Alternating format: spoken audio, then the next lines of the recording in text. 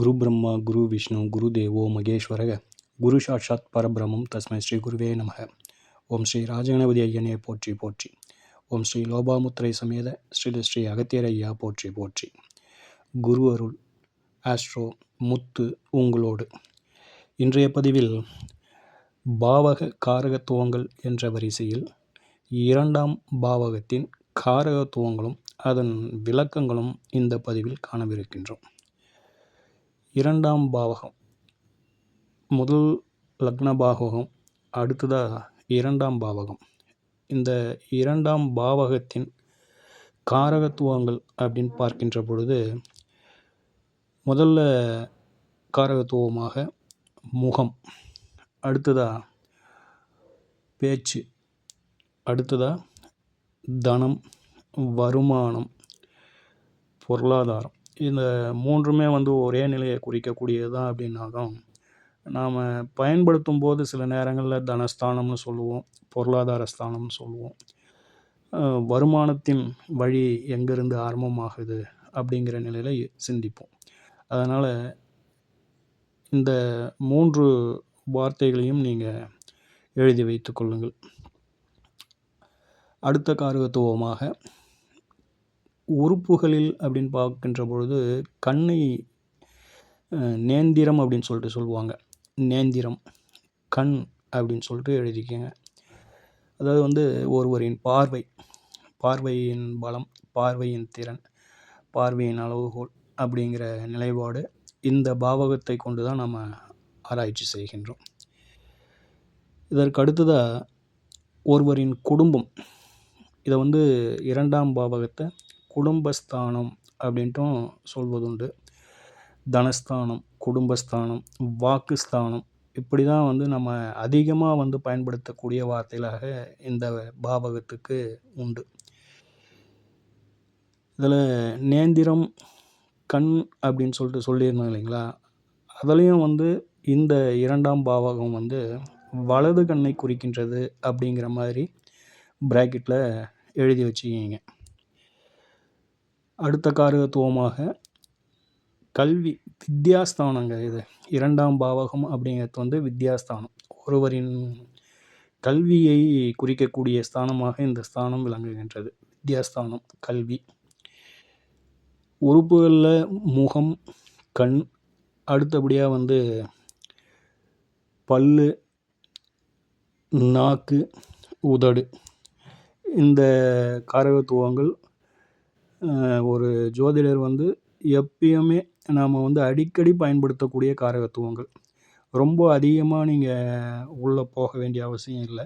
மேற்சொன்ன இந்த காரகத்துவங்கள் கண்டிப்பாக நம்ம ஞாபகத்தில் இருக்கணும். எப்பயுமே இது சார்ந்த விஷயங்களில் தான் நம்ம இரண்டாம் பாவகத்தை அதிகமாக அணுகுவோம். இது சார்ந்த விஷயங்களில் தான் ஒரு ஆராய்ச்சி பண்ணுவோம். இது சார்ந்த விஷயங்கள் தான் நம்மளுக்கு ஒரு கேள்வியாக வரும். குடும்பம் எப்படி இருக்கும், வருமானம் எப்படி இருக்கும். ஒரு சிலருக்கு கண்ணில் ஏதேனும் ஒரு குறைபாடு இருந்ததுன்னா அந்த கண்ணை பற்றி கேட்கின்ற பொழுது இரண்டாம் பாவத்தை தான் நம்ம தொட்டு பார்ப்போம். ஒருவரின் கல்வி, ஆரம்ப கல்வி எப்படி இருக்கும், அதாவது ஒரு +2 வரலும் இந்த பாவகத்துக்கு நம்ம சொல்லலாம். ஆனால் அந்த +2 வரலும் நீங்கள் சிந்திக்கிறத விட அடிப்படை நல்லா இருந்ததுனால தான் நம்ம அடுத்த நிலைக்கே போக முடியும். அப்போது இந்த அடிப்படை நன்றாக இருந்தால் மட்டுமே மேற்கல்வி, உயர்கல்வி அப்படிங்கிறதுலாம் அடுத்த நிலை. அப்போது அடிப்படை அப்படிங்கிறது நல்ல வலுவாக இருக்கணும். அப்போ தான் அந்த கல்விக்கு உண்டான முழுமையான ஒரு பலனை ஜாதகரால் பெற முடியும் அப்படிங்கிறத நம்ம புரிஞ்சுக்கணும். ஆக இந்த இரண்டாம் பாவகத்தின் காரகத்துவங்களை எப்போதும் நாம் பயன்படுத்தக்கூடிய இந்த காரகத்துவங்களை எப்பயும் மனசில் ஒரு தண்ணி குடித்தா மாதிரி நம்மளுக்கு எப்பயும் ஞாபகத்தில் இருக்கும். ரெண்டாம் பாவம் அப்படின்னு நமக்கு தொட்டுட்டோம் அப்படின்னாக்கா, திரும்பவும் ஒரு முறை வாசிக்கிறோம் பாருங்கள். முகம், பேச்சு, தனம், பார்வை. அடுத்ததாக பார்த்தோம் அப்படின்னாக்கா குடும்பம், வலதுகண், அடிப்படை கல்வி, பல்லு, நாக்கு, உதடு. இதை மட்டும் நீங்கள் எப்பயும் தூக்கத்தில் எழுப்பி கேட்டால் கூட இந்த கிரக காரகத்துவங்களும் பாவக காரகத்துவங்களும் நம்ம மனசில் ஓடிக்கிட்டே இருக்கணும். அப்படியே சரளமாக நம்ம சொல்லணும். தங்கு தடையே வரக்கூடாது. அந்த மாதிரி வந்து இதை வந்து மனப்பாடம் செய்து வச்சுக்கிங்க. இப்போது இது சார்ந்த ஒரு விளக்கங்களை பார்ப்போம். முகம், ஒருவரின் முகம் எந்த அளவுக்கு இருக்குது? ஒரு தேஜஸாக இருக்குமா? ஒரு வசீகரமாக இருக்குமா?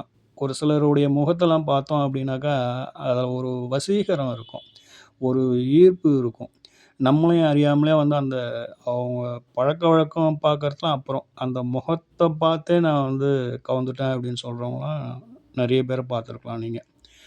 அப்படி ஒரு வசீகரம், அப்படி ஒரு அழகு, அப்படி ஒரு ஒரு சிலருடைய முகத்திலலாம் பார்த்தோம் அப்படின்னா அந்த சாந்தம் அப்படிங்கிறது வந்து வெளிப்பட்டுக்கிட்டே இருக்கும். சிரித்த முகமாக இருப்பார்கள். அப்படிலாம் வந்து முகத்துக்கு ஒரு தனித்தன்மை இருக்கின்றது. அந்த மாதிரி தன்மை உள்ளவர்களின் முகம் அந்த மாதிரி அமையணும் அப்படின்னாக்கா, பாவர்கள் அந்த 2ஆம் பாவகத்தில் இருக்கக்கூடாது. முதல் விஷயம் அதுதான்.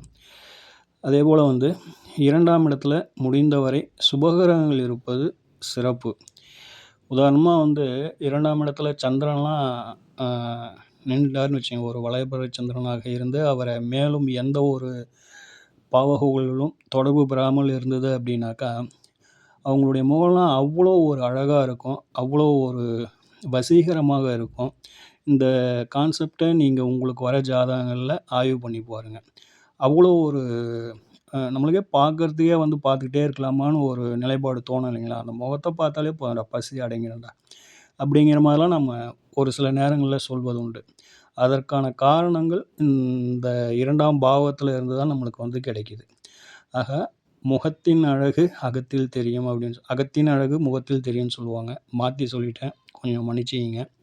ஸோ அகத்தின் உள்ளுக்குள்ளே நம்மளுக்கு என்ன இருக்குது அப்படிங்கிறத, நம்ம மனசுக்குள்ளே என்ன இருக்குது அப்படிங்கிறத அந்த முகம் காட்டி கொடுத்துவிடும்.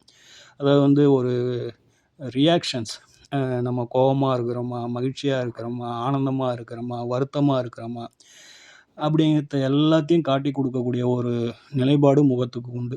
அப்பேற்பட்ட அந்த முகத்தை நாம் ஆய்வு பண்ணணும் அப்படின்னாக்கா இந்த 2ஆம் பாவகம் தான் அதுக்கு வந்து நம்மளுக்கு வந்து சப்போர்ட் பண்ணுது. ஸோ அந்த 2ஆம் பாவகத்தில் அசுப கிரகங்கள் இல்லாமல் இருப்பது மிகச்சாலச் சிறந்தது.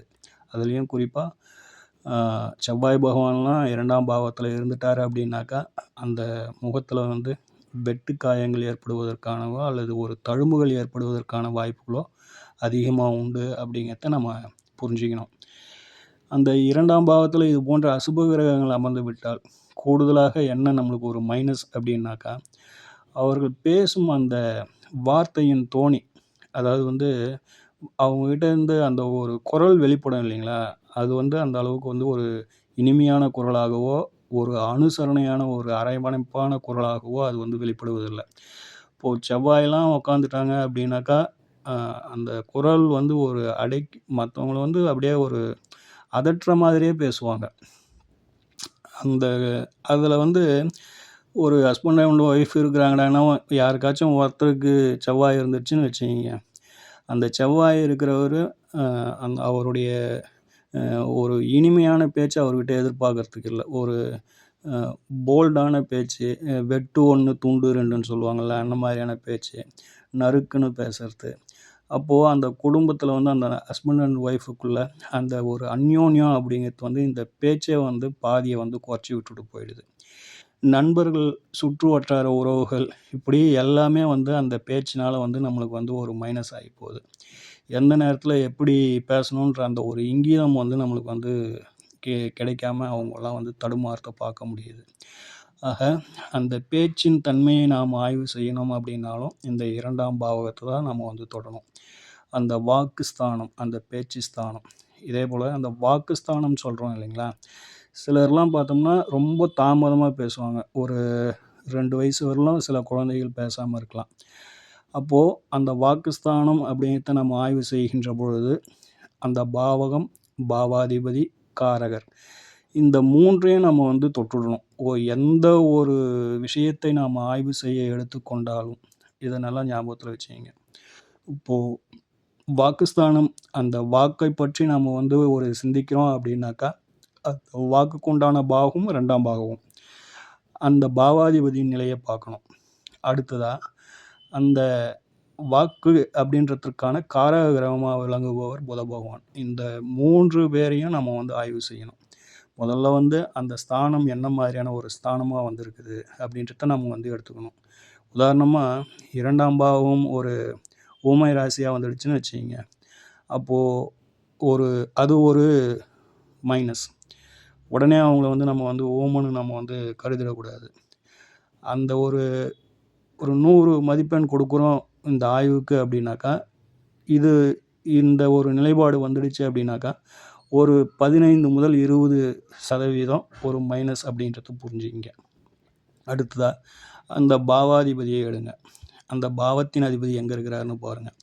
இப்போது உதாரணமாக இந்த ஊமை ராசி 2ஆம் இடமாக எதுக்கு வரும் அப்படின்னாக்கா, மிதுனத்துக்கு 2ஆம் இடமாக கடகம் வரும். நீர் ராசிகள் அனைத்துமே வந்து ஊமை ராசிகள். அப்போது மிதுன வீட்டை ஒரு லக்னமாக போட்டு ஒரு நோட்டில் எழுதி வச்சிங்க.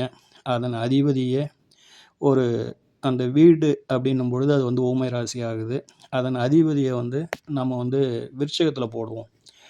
அப்போது விருச்சிகத்தில் வருகின்ற பொழுது அந்த 2ஆம் வீட்டின் அதிபதியின் நிலையை பார்க்குறோம். அவர் சத்தற்ற நிலை, அதாவது வந்து நீச்சத்தில் இருக்கிறார்.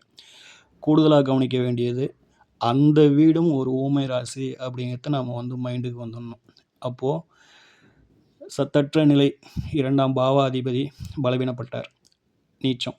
அப்போ அதுக்கு ஒரு 20 மார்க் நம்ம வந்து மைனஸில் வந்து சேர்க்குறோம். அப்போ ஏற்கனவே ஒரு 20, இப்போது ஒரு 20. அவர் நின்ற வீடும் வந்து ஊமை ராசி ஆகிப்போச்சு.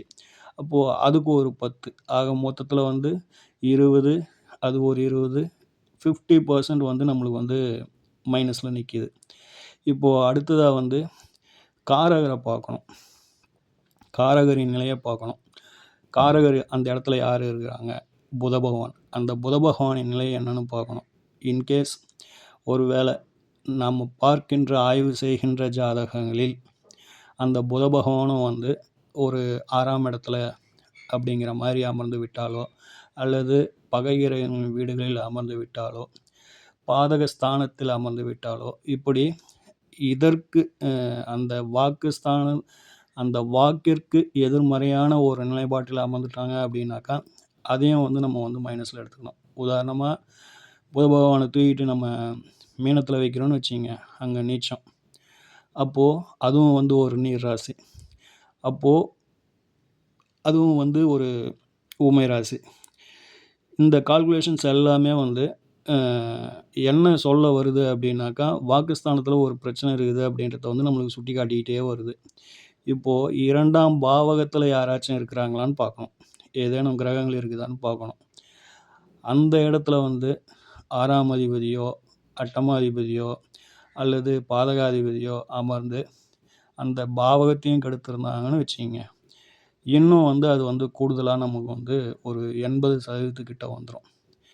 இப்படி இருக்கின்ற நிலைகளில் ஒரு சுபகிரகத்தின் பார்வை, அதாவது வந்து லக்ன சுபர் அப்படிங்கிறவங்களாகட்டும் அல்லது இயற்கை சுபராகட்டும், இந்த பாவத்திற்கோ பாவாதிபதிக்கோ காரகருக்கோ இப்படி எந்த விஷயத்துலையாச்சும் வந்து ஒரு இயற்கை சுபர், லக்ன சுபர்களின் பார்வை இருந்துடுச்சு அப்படின்னாக்கா, ஓரளவுக்கு வந்து ஒரு கஷ்டப்பட்டாச்சும் வந்து நம்ம வந்து அவங்கள வந்து பேச்சு வர வச்சிடலாம் அப்படிங்கிற ஒரு நிலைப்பாட்டு உணர்ந்துக்கலாம்.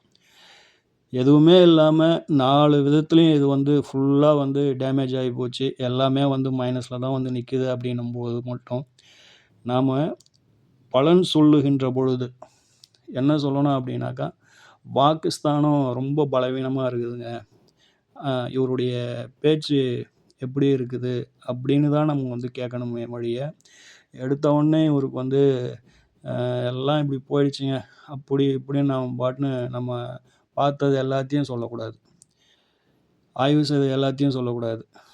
அது நமக்கும் நல்லதில்லை, அவங்களுக்கும் அது வந்து அந்த அளவுக்கு வந்து கேட்குறவங்களுக்கும் அது வந்து ஒரு நல்லதாக படாது. ஆக யதார்த்தம் என்பது உண்மை. நம்ம ஆய்வு செய்த வகையில் அனைத்து நிலைகளிலும் அந்த வாக்குஸ்தானம், அந்த வாக்கு அப்படிங்கிறது பாதிக்கப்பட்டு இருக்குது என்பது நமக்கு கண்கூட தெரியுது. அப்போது நம்ம என்ன சொல்லணும் அப்படிங்கிறது தான் இதில் வந்து முக்கியம். ஏன்னா எப்படி சொல்கிறோம், என்ன சொல்கிறோம். இந்த பாயிண்ட் ஆஃப் வியூ வந்து ஜோதிடருக்கு வந்து ரொம்ப முக்கியமானது. ப்ரெசன்டேஷன் அப்படிங்கிறது வந்து ரொம்ப முக்கியமாக கவனிக்கப்படுது. அந்த ப்ரெசன்டேஷன் தான் நம்மளை வந்து அடுத்தவங்க இடத்துல வந்து நம்மளுக்கு ஒரு நல்ல பெயரை வாங்கி கொடுக்குது. அதாவது வந்து உண்மையும் சொல்லணும், அதே சமயத்தில் அவங்களுடைய வாடிக்கையாளர்களின் மனம் வருத்தம் அடையாத அளவுக்கும் நம்ம வந்து சொல்லணும் அப்படிங்கிறது தான் நான் உங்களுக்கு சொல்ல வர ஒரு விஷயம். அடுத்ததாக ஒரு குடும்பம் ஒரு குடும்பம் நல்லபடியாக அமையணும். குடும்பத்தில் எந்த ஒரு வாக்குவாதங்களோ பிரிவினைகளோ அல்லது வந்து சண்டை சச்சரவுகளோ அப்படிலாம் இல்லாமல் அது நல்லபடியாக ரன் ஆகணும் அப்படின்னாக்கா, இந்த பாவகத்தில் வந்து பிரிவினை கிரகங்கள் இருக்கக்கூடாது. பிரிவினை கிரகங்கள் இருந்தது அப்படின்னாக்கா அது வந்து ரொம்ப ஒரு சிலருக்கு வந்து சூழ்நிலையின் காரணமாக வேலை விஷயமாக வெளியில் தானாகவே வந்து பிரிஞ்சிருப்பாங்க குடும்பத்தை விட்டு. அப்படி இல்லாத பட்சத்தில் அது வாக்குவாதங்கள் ஏற்பட்டோ அல்லது வந்து கருத்து ஒற்றுமை இன்மை காரணமாகவோ சில நேரங்களில் வந்து பிரிஞ்சிடுறாங்க. ஒரு சிலர் வந்து பொருளாதார சூழல் சிறப்பாக இல்லை அப்படிங்கிற மாதிரியான நிலையில் பிரிந்து விடுகிறார்கள். அதற்கான காரணம் 2ஆம் பாவகத்தில் பிரிவினை கிரகங்கள் இருப்பதே. பிரிவினை கிரகங்கள் என்பது சூரிய பகவான், சனீஸ்வர பகவான், ராகு பகவான். இந்த 3 கிரகங்கள் வந்து ஒரு பிரிவினையை ஏற்படுத்தும் கிரகம் அப்படிங்கிறத மைண்டில் வச்சுக்கிங்க. உங்களுக்கு வரும் ஜாதகங்களில் நீங்கள் ஆய்வு செய்து பாருங்கள். அடுத்ததாக இதில் வந்து பல்லு அப்படின்னு சொல்லிட்டு சொல்லியிருக்கோம். பல்லும் வந்து இந்த 2ஆம் பாவகத்தின் காரகத்துவங்கள். பல்லு நல்லா இருக்கணும் அப்படின்னாக்கா செவ்வாய் பகவான் நல்லா இருக்கணும். செவ்வாய் பகவான் 6, 8, 12 மறைஞ்சி அவருக்கு பகை கிரகங்களோட சேர்ந்து தொடர்பு பெற்று அல்லது வந்து நீச்சம் அப்படிங்கிற நிலைப்பாடுகள்லாம் இருந்தார் அப்படின்னாக்கா அவங்களுக்கு வந்து பல் சார்ந்த தொந்தரவுகள் நிச்சயம் உண்டு. அது எப்போ அப்படிங்கிறதுக்கு நாம் வந்து தசாபுத்தி அமைப்புகளையும் கோச்சாரத்தையும் பார்க்கணும். ஒரு சில குழந்தைங்களுக்கு சிறு வயசுலேயே வந்து அந்த கிளிப்பு போடுற நிலைமை அல்லது வந்து பல் சொத்தையாக ஆகிறது அப்படிங்கிறதுலாம் இருக்கும். ஆனால் வந்து ஜாதகத்தில் எப்போ பார்த்தாலும் அந்த விதியை நம்ம கண்ணில் பட்டுக்கிட்டே இருப்போம். ஆனால் நம்ம கேட்போம், உங்களுக்கு பல் தொந்தரவு எதுனா இருந்ததா அப்படின்னு. அது முடிஞ்சு போயிருக்கும். ஆனால் அவங்களுக்கு அது ஞாபகத்தில் இருந்திருக்காது.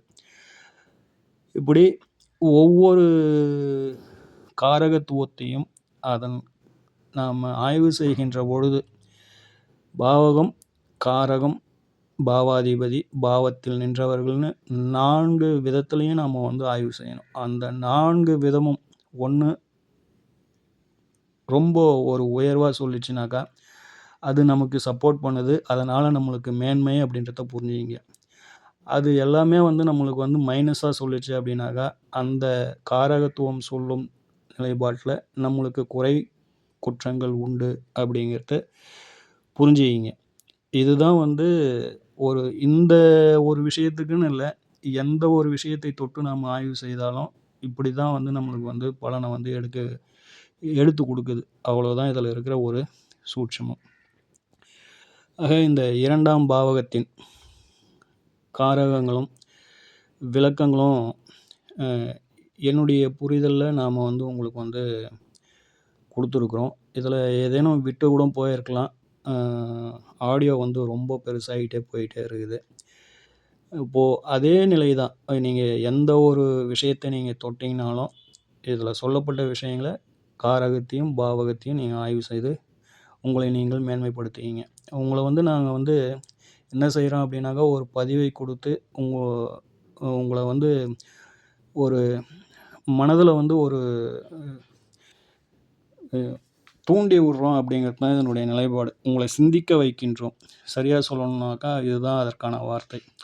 உங்களை சிந்திக்க வைத்து நீங்களும் வந்து அதில் வந்து ஆய்வு பண்ணி உங்களுக்குன்னு ஒரு சில விஷயங்கள் கிடைக்கப்பெற்று இன்னும் அடுத்த நிலைமைக்கு நீங்கள் போகணும் அப்படிங்கிறது என்னுடைய ஒரு சிந்தனை. நாம் கொடுக்குற பதிவு அவங்களுக்கு நல்ல முறையில் பயன்படணும். அதை கொண்டு அவங்க வேறு அடுத்த ஸ்டேஜுக்கு போகணும் அப்படிங்கிறது என்னுடைய ஒரு அதுதான் இதில் இருக்கிற கான்செப்ட்டு. மற்றபடி வேறு ஒன்றும் இல்லை. இந்த 2ஆம் பாவகத்தின் காரத்துவங்கள் உங்களுக்கு எல்லாருக்கும் புரியும்படியும் அதாவது வந்து விளக்கியிருக்கேன் அப்படிங்கிறது என்னுடைய புரிதல். ஓம் ஸ்ரீ ராஜகணபதி ஐயனின் அருளோடும் ஓம் ஸ்ரீ லோபாமுத்திரை சமேத ஸ்ரீ அகத்தியர் ஐயா அவர்களின் ஆசியோடும் அனைவருக்கும் வாழ்வில் நலமும் வளமும் கிடைக்கப் பெற்று ஆனந்தமும் மகிழ்ச்சியும் என்றென்றும் நிலைத்திருக்கட்டும். வாழ்க வளமுடன், வாழ்க பல்லாண்டு. மீண்டும் அடுத்த பதிவில் சந்திப்போம். நன்றிகள், வணக்கம்.